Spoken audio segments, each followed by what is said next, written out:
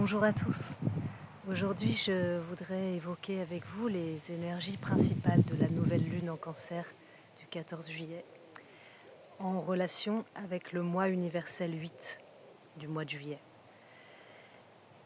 On vit depuis déjà plus d'un an une toile de fond que je vais rappeler avec les planètes transpersonnelles que sont Pluton, Uranus et Neptune qui forment des relations précises et fortes de trigone et de sextile qui sont des aspects qui se manifestent, qu'on peut sentir, qui sont palpables et qui créent une toile de fond très très très active, très transformatrice, qui est à l'œuvre déjà depuis plus d'un an.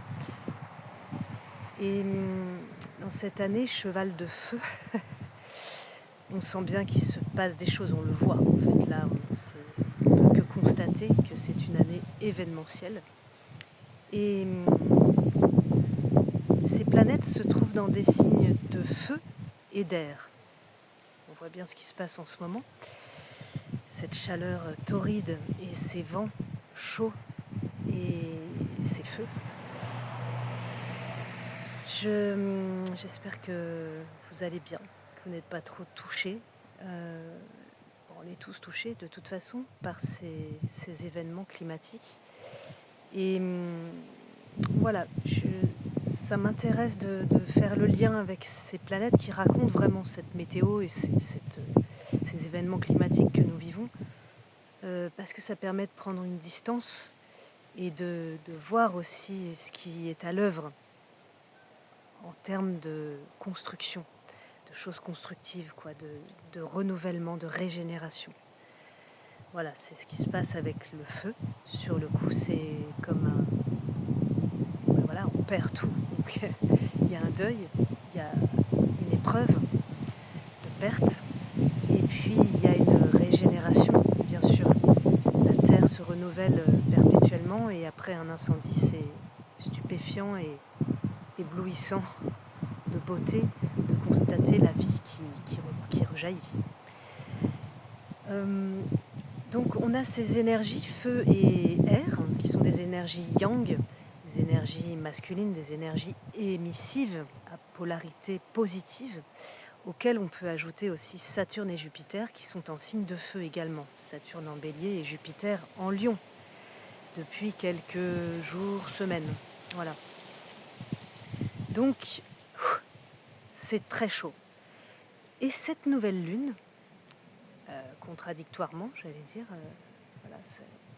elle est en Cancer, signe yin, signe d'eau, signe sensible, en conjonction à Mercure. Voilà, donc avec une invitation là, Mercure qui est toujours rétrograde, qui poursuit sa rétrogradation jusqu'au 24 juillet où il reprendra tout doucement sa marche directe. Voilà, donc il passe un temps très long, beaucoup plus long que sa moyenne dans chaque signe, en Cancer.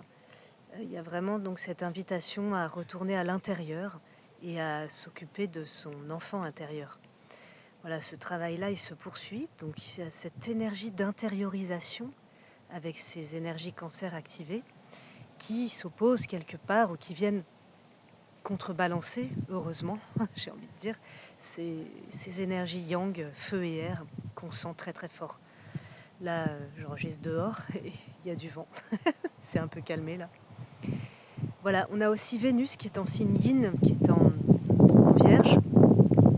Alors ça nous donne pas du tout la même chose que ces éléments en Cancer.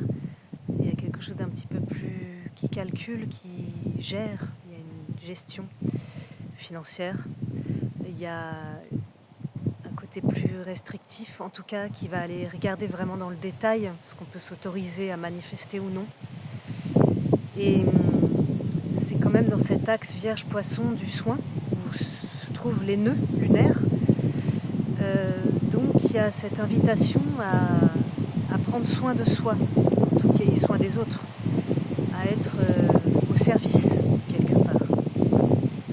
Et ça va bien avec cette énergie 8 du mois universel qui consiste à vraiment donc prendre sa place et à investir du temps et de pour se réaliser, pour aider, parce que le 8 a une vocation collective, indirectement ou directement, aider l'autre symboliquement à se construire ou à se reconstruire. Voilà, donc il y a une notion de valeur, d'argent, d'investissement, de temps accordé à soi, à se valoriser, à se guérir, à guérir des parts de soi. Et là, on a Jupiter en Lion, vraiment qui souligne ce côté d'expansion souveraine, qui fait un carré à Chiron en Taureau. Voilà une autre énergie yin qui vient contrebalancer aussi toutes ces énergies yang, qui vraiment demande de s'occuper activement de notre guérison, de la guérison de la planète, au-delà de nous, de la nature dont nous faisons intégralement partie.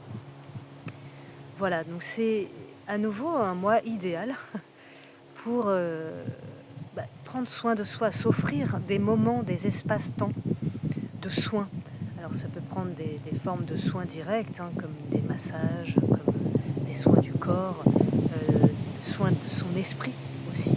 C'est un moment où élargir ses connaissances avec Jupiter en Lion. Plus grande souveraineté, il y a cette dimension spirituelle où vraiment, ça peut être une très bonne période pour s'offrir son thème astrologique, par exemple, pour comprendre un petit peu ce que notre ciel de naissance nous demande à développer,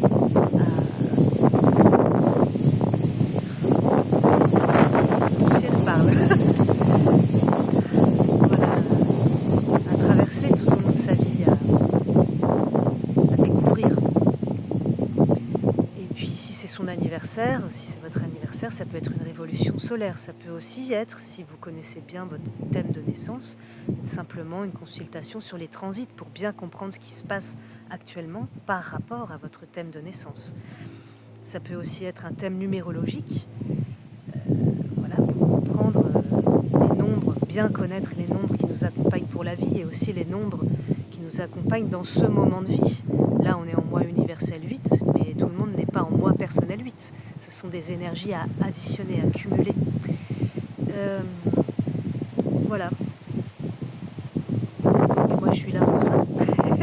Et puis, il y a d'autres personnes, évidemment, choisissez ce qui vous convient, ce qui vous appelle, ce que vous sentez qui va asseoir votre légitimité d'être, votre souveraineté. C'est de ça que parlent les énergies de ce moment de nouvelle lune. Donc on a cette chance quand même d'avoir une lunaison là qui démarre dans un signe yin, qui vient équilibrer, rééquilibrer ces énergies yang de feu et air qu'on traverse. Donc c'est vraiment bon de se connecter à ce Mercure rétrograde qui invite à cette intériorisation, vraiment revisiter les besoins, nos besoins intérieurs, les besoins de notre enfant intérieur. Et la Lune et le Soleil qui mettent vraiment la lumière dessus. Voilà, on a cette chance-là d'être soutenu à ce niveau-là. Et en même temps, de poursuivre cette construction plus active de notre parcours, de notre cheminement intérieur, de notre évolution et de notre transformation. Puisqu'il est question aussi de transformation en ce moment. Jupiter est opposé à Pluton. C'est vraiment très très puissant ce qui se passe là. C'est précis et puissant. Voilà, donc il y a vraiment des choses qu'on doit laisser mourir pour renaître plus souverain. Très bien. Je vous dis à très bientôt. Prenez grand soin de vous et bon vent. Bon vent et bon voyage intérieur. Au revoir.